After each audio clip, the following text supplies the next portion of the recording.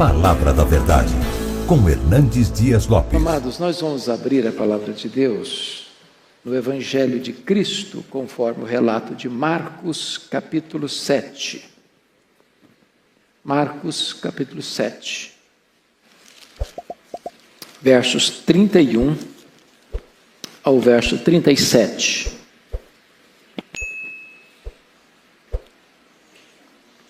A cura de um surdo e gago.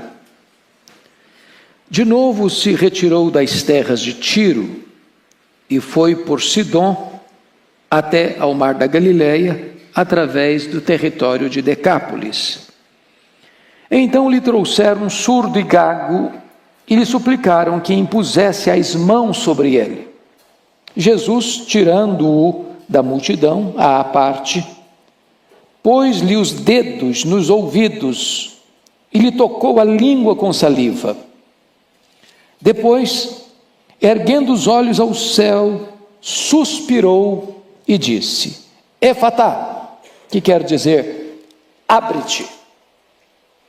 Abriram-se-lhe os ouvidos, e logo se lhe soltou o empecilho da língua, e falava desembaraçadamente.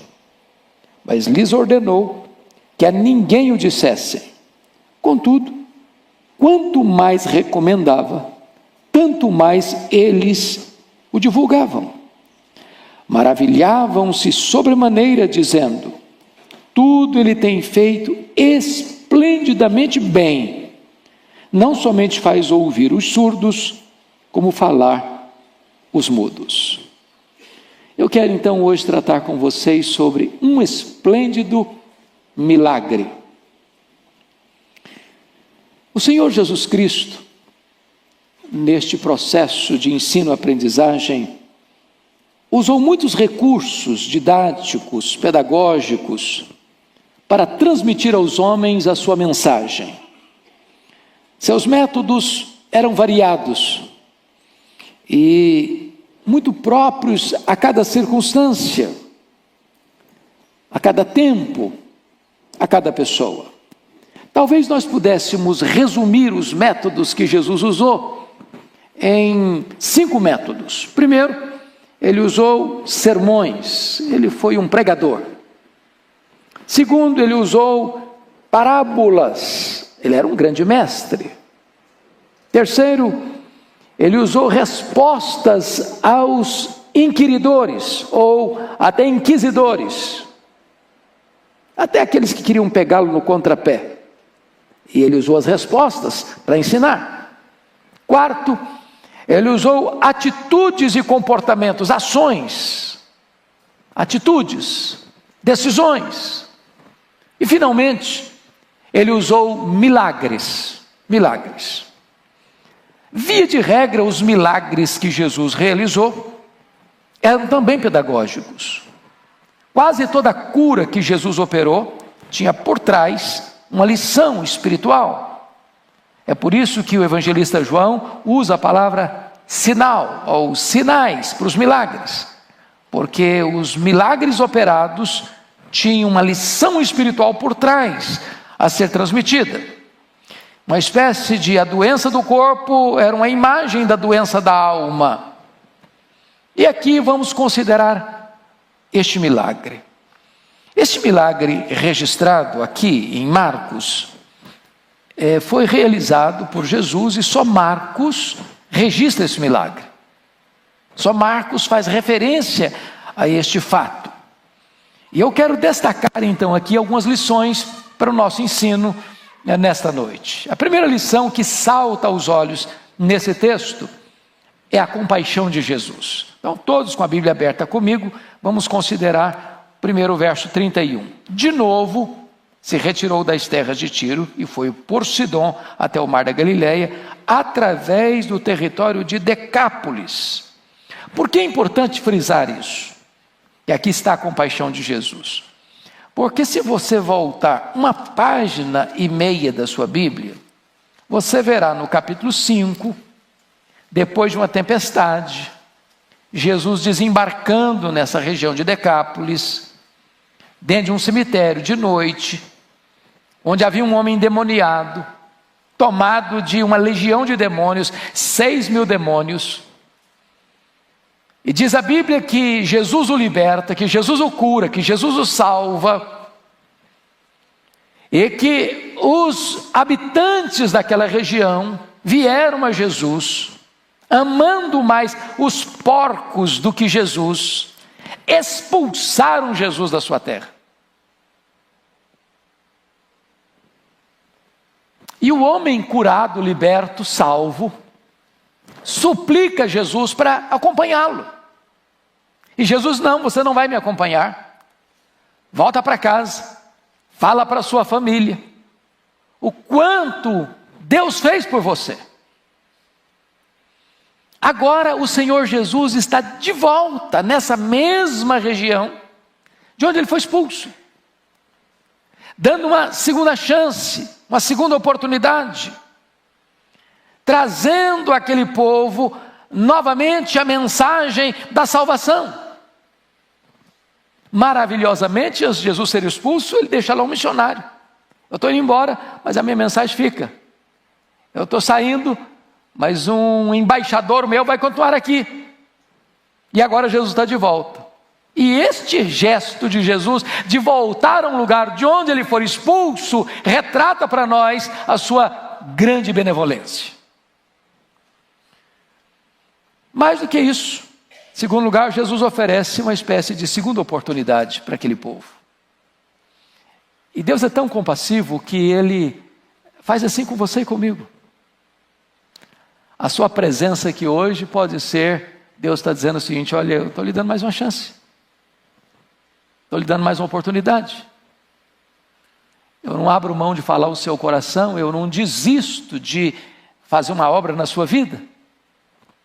E Jesus mais uma vez está nos dando esta grande oportunidade de ouvir a sua palavra, de ouvir a sua voz, de ouvir a mensagem do Evangelho, retratando para nós que o Senhor não abre mão também da sua vida, como não abriu mão daquele povo da região de Decápolis. Mas esse texto traz para nós uma segunda lição, que é a súplica dos necessitados, e eu peço que você confira comigo, versículo 32. Então lhe trouxeram um surdo e gago, e lhe suplicaram que impusesse as mãos sobre ele. A primeira coisa que eu chamo a atenção sobre a súplica dos necessitados é que eles creem que Jesus tem poder para curar esse enfermo. Ninguém leva alguém a Jesus se não crê que ele tem poder de fazer milagres, de curar os enfermos, de devolver a voz ao mudo, de devolver a audição ao surdo. Ninguém vem a Jesus se não tem convicção de que ele perdoa pecados, que ele salva, que ele liberta, que ele cura, que ele transforma. E o povo daquela cidade, ou daquelas cidades, compreendiam isso, que Jesus podia dar voz àquele homem gago, abrir os ouvidos dele. Mas por que eles entendiam isso? Por que eles fizeram isso? Porque certamente havia chegado nessa região a mensagem de que o Messias, quando viria, está lá em Isaías 35:5, que o Messias, ao vir, se abriria os olhos dos cegos e se desimpediria os ouvidos dos surdos. Está lá a promessa do Messias. O Messias faria isso. E eles certamente já ouviram falar que Jesus era o Messias, o Jesus que eles haviam rejeitado e expulsado da terra deles, era o Messias, e Jesus está de volta à terra deles. E agora eles têm um amigo, eles têm um homem que é gago, que é surdo, e eles entendendo que o Messias, quando viria, abriria os olhos dos cegos e se desimpediria os ouvidos dos surdos, levam este homem a Jesus, para que ele fosse curado. É curioso que esta palavra que aparece, que ele era gago, ela só aparece aqui em toda a Bíblia. Ela só aparece aqui neste Evangelho.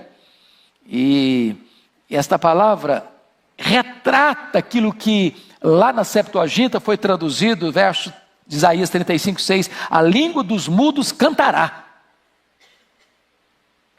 Então a expressão gago aqui não era só gago não, o cara era mudo mesmo. É por isso que lá no último versículo, está escrito: tudo ele tem feito esplendidamente bem, não somente faz ouvir os surdos, como falar os mudos. A impressão que tem é que o homem produzia um barulho, um ruído inarticulado, indecifrável, inaudível, incapaz de dizer uma palavra que tivesse sentido, nexo. E então o Senhor Jesus está aqui cumprindo o desejo daquelas pessoas que compreendiam que quando o Messias viesse, a língua dos mudos iria cantar, que os mudos gritariam de alegria. E Marcos viu o cumprimento da palavra de Isaías no ministério de cura do Senhor Jesus. Agora, me chama a atenção um fato. Volte de novo o seu olhar para o verso 32. Então lhe trouxeram um surdo e gago e lhe suplicaram que impusesse as mãos sobre ele. Eu acho isso muito curioso, porque as pessoas esperam um milagre, mas escrevem a liturgia de como Jesus deveria fazer o milagre. Na cabeça deles, para Jesus curar, tinha que pôr as mãos. E é curioso que, embora eles estivessem vindo com essa expectativa de que Jesus faria daquele jeito, do jeito que eles queriam, com o método que eles queriam, Jesus não fez. Lembra lá do Eliseu e do Naamã? Quando Naamã chega leproso e ele é informado que tem um profeta de Deus, e o Eliseu nem recebe o camarada com as honras que ele achava que merecia, porque ele achava que ele era celebridade. E o pastor Ival pregou um sermão hoje sobre a questão da celebridade. Célebre, só Deus o é. E ele ficou muito aborrecido, porque o Eliseu disse: não, manda lá mergulhar no Jordão 7 vezes. Mas não é possível. E eu esperava que ele viesse, pusesse as mãos, fizesse uma oração assim, desse jeito, daquele jeito, para ser curado. Às vezes nós temos essa expectativa que Deus vai fazer do nosso jeito, do nosso gosto, do nosso tempo, da nossa maneira, com a nossa liturgia. Todos nós, às vezes, achamos que Ele só pode fazer desse jeito, do jeito que eu entendo, né? E eu fico olhando, por exemplo, a história do José, né? O pastor Ival deu uma aula hoje e tratou desse fato que Deus falou lá para o Abraão, em Gênesis 15, 13, que a descendência dele iria para o Egito, passaria lá 430 anos. E o que nós jamais podíamos esperar é que a providência para a realização desse plano fosse uma providência carrancuda. Que fosse um José odiado pelos irmãos, vendido pelos irmãos, levado para lá como escravo, chegou lá, foi revendido e sofreu 13 anos, injustiças e mais injustiças. E naquela providência carrancuda, a face de Deus era sorridente e Deus estava escrevendo um plano maior.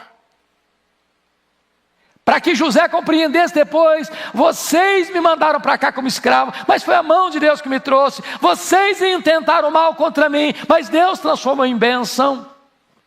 Então Deus é soberano para agir. Mas cuidado, Ele não vai agir exatamente do jeito que você gosta, do jeito que você quer, do jeito que você espera, do jeito que você tem expectativa. Ele é livre para agir. Ele é livre. Seu modo é superior ao nosso, Ele é melhor que o nosso. Mas notem comigo ainda que esses homens que levam esse homem, revelam uma profunda compaixão por esse enfermo. Porque o verso 32 diz que trouxeram esse enfermo. E pediram para Jesus, suplicaram a Jesus que impusesse as mãos sobre ele. E notem vocês, meus irmãos, que tinha multidões seguindo Jesus. E esse é um caso especial. E a coisa que eu quero levantar aqui é o seguinte: Jesus não trata com massa, Jesus não trata com o geral, Jesus trata com o específico. Nós estamos aqui com algumas centenas de pessoas, nós estamos com milhares de pessoas acompanhando a gente agora. Eu quero dizer que Jesus conhece você, está tratando com você. Ele sabe o seu nome, Ele conhece a data do seu nascimento. Ele conhece você até antes de você ser concebido. Ele sabe o seu endereço, sabe o seu CPF, tem a sua ficha. Ele sabe como é que você veio aqui, Ele sabe como é que você está aqui. E Ele lida com você. A ponto de você pensar, meu Deus, Ele está falando comigo, é só comigo. Porque é assim que Deus faz, Ele trata com você, com a sua necessidade, com o seu problema, com a sua luta, com a sua dor, com a sua angústia, com a sua crise, com as suas doenças emocionais, existenciais. Jesus não considerou aquele homem meramente como um caso, Ele considerou aquele homem como um indivíduo. Mas mais do que isso, eles trazem esse enfermo e eles têm a capacidade de intercederem por ele, conforme o verso 32. Então lhe trouxeram um surdo e gago e lhe suplicaram que impusesse as mãos sobre ele. Eu acho isso aqui preciosíssimo, meus amados irmãos, porque aquele homem estava com a sua porta trancada para Deus. Ele era gago, e aqui a ideia de gago era de mudo mesmo. E ele tinha as portas trancadas para os homens, ele era surdo, ele não podia falar e ele não podia ouvir. E é nessa conjuntura que tem alguém que suplica por ele. Aqui estamos aprendendo com esses homens. Quantas pessoas precisam ser levadas a Jesus?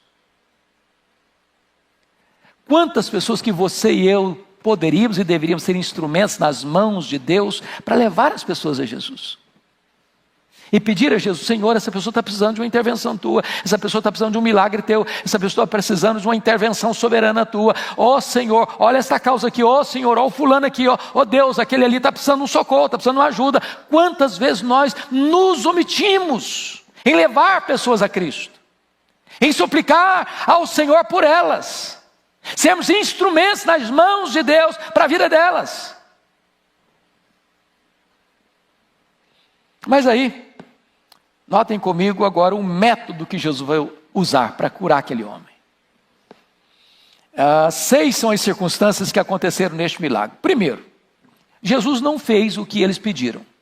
Impõe as mãos. Jesus não impôs as mãos.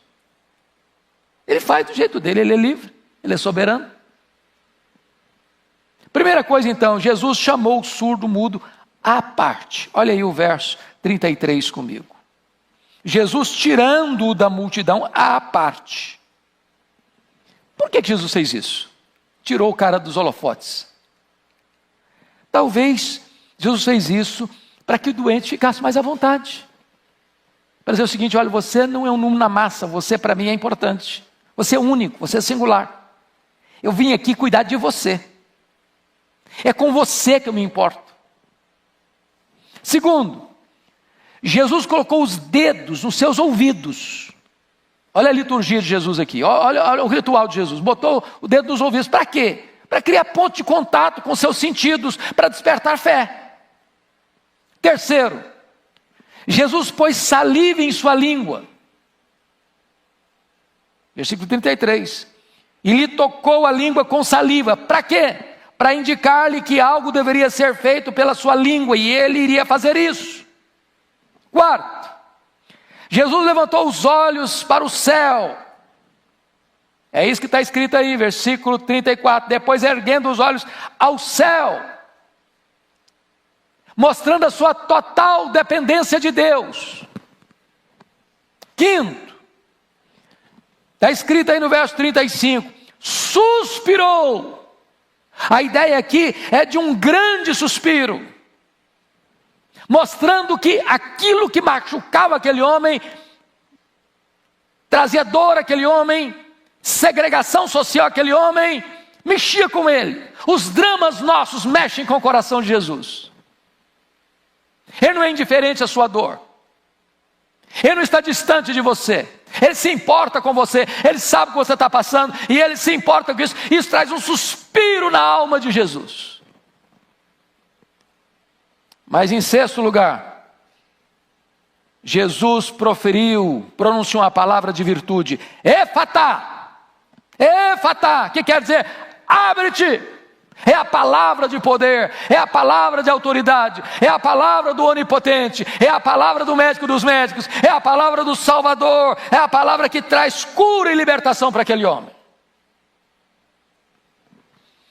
Então nós poderíamos resumir esta liturgia de Jesus na realização desse milagre em 3 pontos. Primeiro, Jesus realiza esse milagre longe dos holofotes, verso 33, Jesus tirando-o da multidão à parte. Eu fico encantado com Jesus, porque, pegando carona de novo na pregação de hoje de manhã, eu disse ao pastor que apreciei muito a mensagem, está na contramão das celebridades de hoje. Tem gente que quando aparentemente vai fazer um suposto milagre, ele chama a imprensa, ele acende as luzes, ele bota o microfone na boca da pessoa, ele faz propaganda, ele quer se enaltecer, ele quer aparecer. Alguns botam outdoor, outros fazem um discurso de autoelogio, outros batem palmas para eles mesmos. Outros fazem um solo do hino, quão grande és tu diante do espelho. E Jesus chama o camarada para fora da multidão, sozinho, sem holofote, sem propaganda, sem espectadores, sem aplauso da multidão. Que lição magnífica! Eu quero mais uma vez enfatizar isso. Jesus não lida com a massa, ele lida com você. Ele se importa com você. Segunda lição que aprendemos é que Jesus cria uma ponte de contato com esse homem para despertar-lhe a fé. Jesus não só chama esse homem à parte, para dizer, agora é só você e eu, estamos aqui, só nós dois. Mas ele toca esse homem. Toca nos ouvidos, toca na língua. As duas áreas da vida dele que precisavam ser curadas, restauradas, restabelecidas, são tocadas. Jesus podia curar aquele homem e diz, fica curado.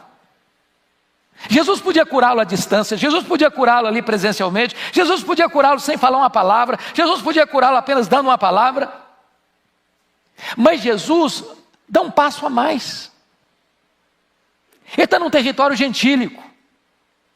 Ele não está no meio dos judeus que conheciam a lei, que conheciam profundamente as escrituras, não. Ele está no meio de um povo que ouviu longamente, vagamente. Ele está no meio de um povo que talvez escutou aquele missionário que foi enviado para eles, o gadareno, curado, liberto, salvo, que foi missionário, né, na terra deles. Talvez ele tinha uma informação tão pequena, tão ainda limitada, e Jesus cria pontes de contato para despertar no coração dele a genuína fé.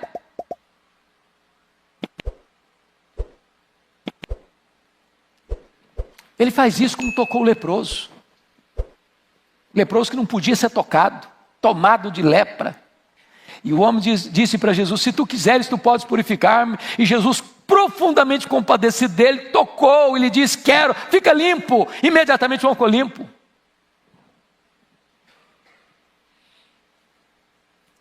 Diz o texto que este homem, ao ser tocado por Jesus, e Jesus proferindo a palavra de virtude, efatá, que não é uma palavra mística, porque tem gente hoje que quer usar a mesma palavra, efatá, como se a palavra fosse mística, como se a palavra fosse um mantra poderoso.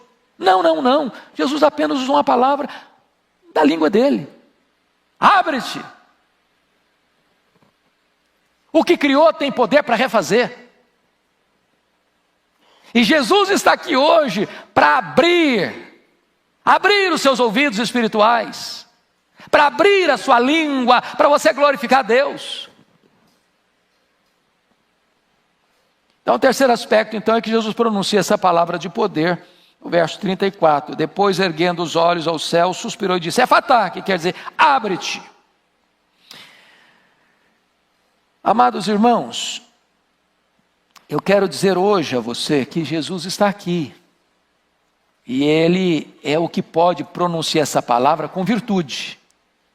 Porque o poder não está na palavra proferida, está naquele que proferiu a palavra. E hoje Ele pode abrir a sua boca, hoje Ele pode abrir os seus ouvidos, hoje Ele pode abrir o ventre de mulheres que querem engravidar e não estão conseguindo. Porque Ele faz com que uma mulher estéril seja alegre mãe de filhos. Hoje Ele pode abrir aqui as prisões, as cadeias, do vício, das mazelas morais. Hoje Ele pode abrir o coração para a fé salvadora. Hoje Ele pode abrir as Escrituras e tirar a venda dos nossos olhos para entendermos quem Ele é. Ele está aqui hoje com esta palavra de poder. Mas em quarto lugar, veja comigo o verso 35, que Jesus cura o enfermo imediata e completamente. Está escrito assim: abriram-se-lhe os ouvidos e logo se lhe soltou o empecilho da língua e falava desembaraçadamente.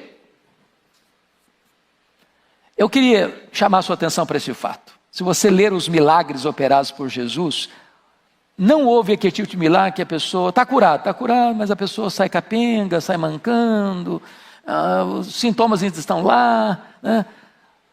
Aí tem gente que está curado, joga a muleta, o cara sai troncho. Não, com Jesus não tinha isso não. Está curado mesmo. Se nem fazer fisioterapia. Paralítico de 38 anos sai pulando. Está enxergando mesmo. Não precisa usar óculos com tantos graus, mas não. Está ouvindo. Você botar um aparelhinho para melhorar a audição. Não está escutando mesmo. O gago não tropeça mais nas palavras. Fala fluentemente. Eu quero dizer para você hoje, meu amado, que Jesus está aqui e Ele pode curar você, e Ele pode perdoar você, e Ele pode salvar você totalmente, completamente, imediatamente.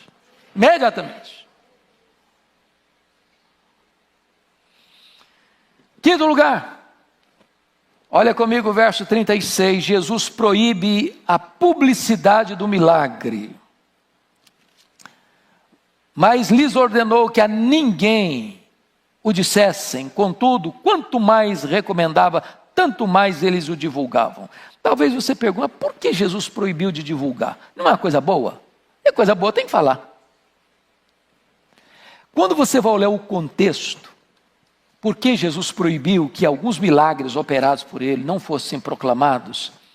É porque ali estava naquela semana, naquele tempo, naqueles dias que antecederam a caminhada de Jesus para Jerusalém. E ele já estava fechando a sua agenda de ministério na Galileia, indo para a Judéia, para a festa da Páscoa, onde ele avisadamente disse aos discípulos que ele seria entregue nas mãos dos principais sacerdotes e escribas para ser crucificado. Então o que Jesus está querendo é o seguinte: Ele não queria que o dia da sua crucificação fosse antecipado, nem que as pessoas focassem a atenção nos seus milagres. Antes Ele queria que todos entendessem o principal propósito para o qual Ele veio ao mundo. Porque não pensem vocês que Jesus desceu da glória, se esvaziou, se fez carne, apenas para realizar milagres. Curar os enfermos, libertar os cativos, endemoniados, ou limpar os leprosos, ou ressuscitar os mortos. Ele fez isso como sinal, como evidência, como prova de que Ele era o Messias, de que Ele era o enviado de Deus. E a prova de que Ele era o Messias é que o Messias veio como o Cordeiro de Deus que tira o pecado do mundo. Ele veio para morrer, Ele veio para ir para a cruz, porque foi lá na cruz que Ele decretou a nossa libertação. Foi lá na cruz que Ele comprou-nos e redimiu-nos do pecado e nos salvou com o seu sangue. Ele não queria que as pessoas pensassem que Ele era apenas um operador de milagres, que Ele veio apenas para resolver os nossos problemas do aqui e do agora, os nossos problemas imediatos, terrenos, temporais, materiais. Ele queria sim que as pessoas entendessem que Ele era o Messias que veio para salvar, para nos libertar, para nos arrancar do império das trevas para o reino da luz. Por isso, Ele proibia as pessoas de dizer, para as pessoas não ficarem confundindo qual de fato era a sua missão. Mas eu quero concluir trazendo aqui algumas implicações ou aplicações desse milagre. Vamos pensar primeiramente na surdez. O homem era surdo. Hoje, quando você fala em surdez, há vários tipos de surdez. Existe a surdez congênita, existe a surdez temporária, existe a surdez artificial, existe a surdez moral. O que seria isso? A surdez congênita é quando a pessoa nasce com a deficiência física. A surdez temporária é como aquela surdez de uma criança, que ela ainda não entende os sons e a linguagem, mas logo mais ela estará entrosada, entendendo tudo e falando tudo. Terceira surdez artificial é a surdez dos estrangeiros, que você está falando, mas ele não está entendendo o que você está falando. Como a nossa irmã, esposa do pastor, que nos visitou hoje de manhã. Ela não fala o português. E nós estávamos falando, ela não estava entendendo nada, porque não é a língua dela. Existe a surdez moral, é a surdez daqueles que não querem ouvir, que tapa os ouvidos à voz de Jesus, que Jesus alerta e ele faz de conta que não está entendendo ou não quer escutar. Meus amados, quais seriam os significados dessa surdez? Me permita compartilhar. Primeiro, surdo é aquele que é indiferente aos lamentos e aos sofrimentos dos pobres e doentes, dos necessitados e aflitos. Isso é surdez, sabia? Uma das bênçãos desta igreja é que ela tem procurado ouvir o clamor dos aflitos, dos nordestinos que precisam de água, dos irmãos da Ucrânia que precisam de ter uma família, uma igreja que os acolhe, os refugiados. São milhões. Do pobre que está passando necessidade e precisa de uma cesta básica lá para atender a família dele. Se nós não ouvirmos o clamor dos necessitados, nós somos surdos, deficientes. Jesus alertou: estive com fome e não me deste comer, estive com sede e não me deste beber, estive forasteiro e não me abrigaste. Segundo, surdo é aquele abastado que se isola nos seus palacetes, cercado de altas muralhas, de cães adestrados, de guardas armados, para que até lá não chegue a voz do pobre e do necessitado. É surdez. Como Jesus pontuou aquele homem rico que vestia-se de púrpura e de linho finíssimo e que todo dia regalava nos seus banquetes, e à porta dele havia um mendigo chagado, querendo comer as migalhas que caíram nas suas mesas. Às vezes nós não queremos ouvir, nos incomoda ouvir o choro, o grito desesperado do que precisa de um braço estendido, de uma mão estendida, de um bolso aberto, de uma casa aberta. E esta igreja quer ouvir a voz que clama por socorro e por ajuda. Terceiro, surdo é aquele que tem os ouvidos fechados aos conselhos e admoestações do bem. Quantos filhos surdos para o conselho dos pais? Quantos filhos que não escutam o conselho: meu filho, não vá, não faça, não ande com esse, com aquele, não vá em determinado lugar, não faça isso. Quantos filhos arruinaram a sua vida, quantos filhos fizeram casamentos atropelados, porque não ouviram o conselho dos pais, foram surdos ao conselho dos pais. Quinto, surdos são os magistrados, os homens da lei, que se deixam subornar, que pervertem a justiça, que corrompem o direito, que inocentam o culpado e condenam o inocente, surdos à justiça, que tantas vezes torcem as leis, corrompem as leis, são comprados para fazer injustiça e não escutam a voz dos inocentes. Surdos. Sexto lugar, são aqueles que deixam de ouvir os alertas da palavra de Deus. Se hoje os ouvirdes a sua voz, diz a Escritura, não endureçais o vosso coração. Quem tem ouvidos, ouça o que o Espírito diz às igrejas. Essa surdez terrível. Deus fala e você não escuta, Deus alerta e você não escuta, Deus exorta e você não escuta. Mas me permita, para concluir, pensar também numa aplicação para a questão da mudez. Mudo é o homem que não fala, não diz com palavras o que pensa, o que sente. Mudo é aquele que tem os lábios cerrados pela doença, pelo medo, pela conveniência, pela conivência. Quais são os tipos de mudez?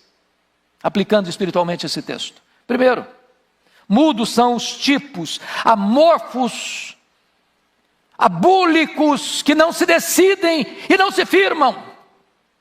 Fazem do silêncio a estratégia da omissão para viver no comodismo, na inércia, na indefinição. Mudos, em segundo lugar, são aqueles que se omitem a verdade. O disfarce da verdade é tão reprovável, meus irmãos, como a mentira. É por isso que Jesus, no seu ministério, deu atenção aos publicanos, aos que eram da escória da sociedade, em vez dos fariseus hipócritas, que viviam uma vida de hipocrisia, de falsidade, de propaganda enganosa. Mudos são os lábios que não oram. Mudos são os lábios que não adoram a Deus. Mudos são os lábios que sabem murmurar, de reclamar, mas que não agradecem. Mudos são aqueles que deixam de levar a mensagem da salvação à sua casa, à sua parentela, ao seu bairro, à sua vizinhança, ao local do seu trabalho. Você é um agente, às vezes secreto do reino de Deus. As pessoas estão lá, indo para o inferno, indo para a perdição, e você não avisa, e você não fala, e você não proclama, e você não testemunha. Mudez espiritual.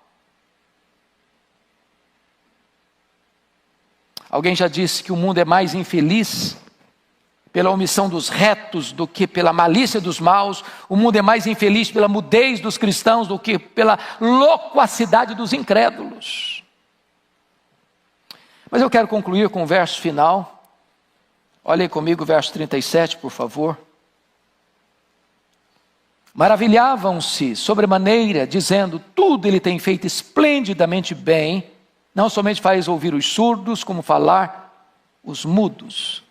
Eu quero dizer para você que quando Jesus faz um milagre, as pessoas se admiram.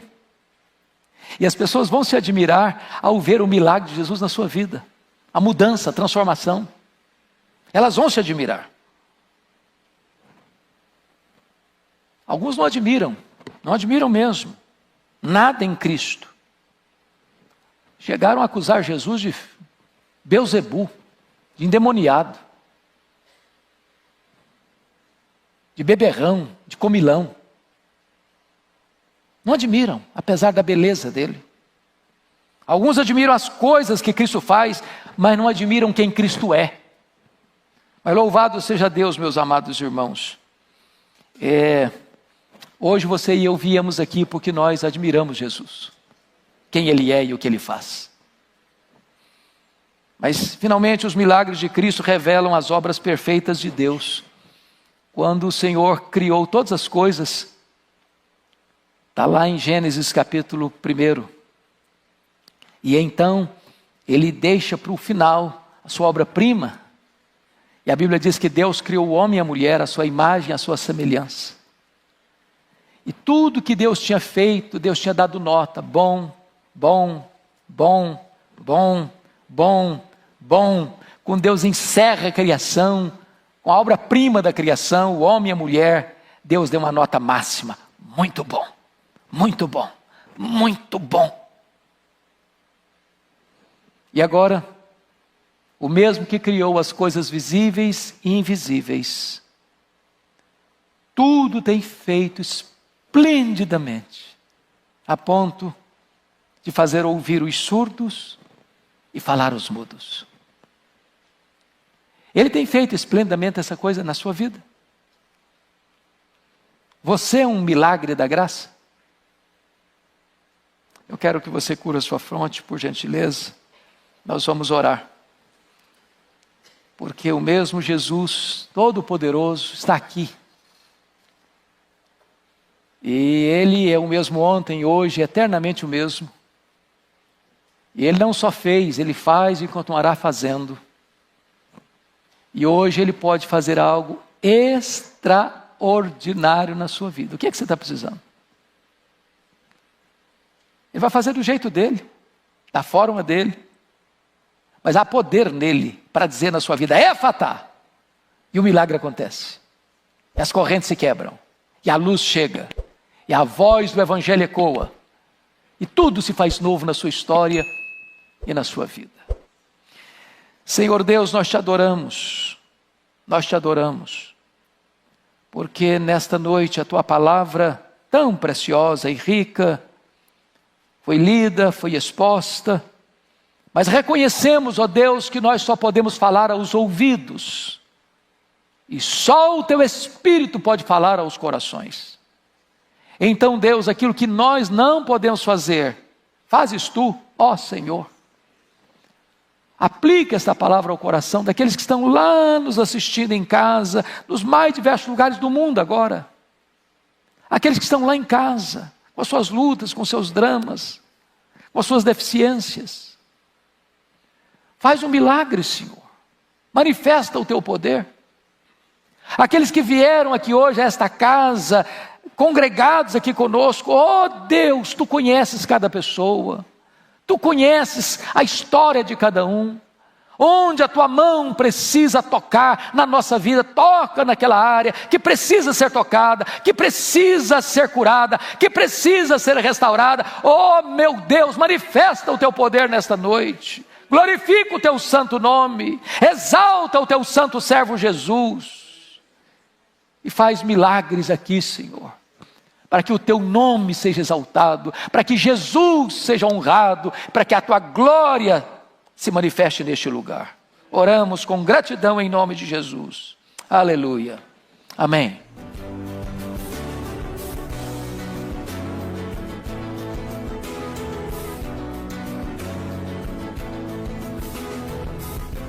Palavra da Verdade, com Hernandes Dias Lopes.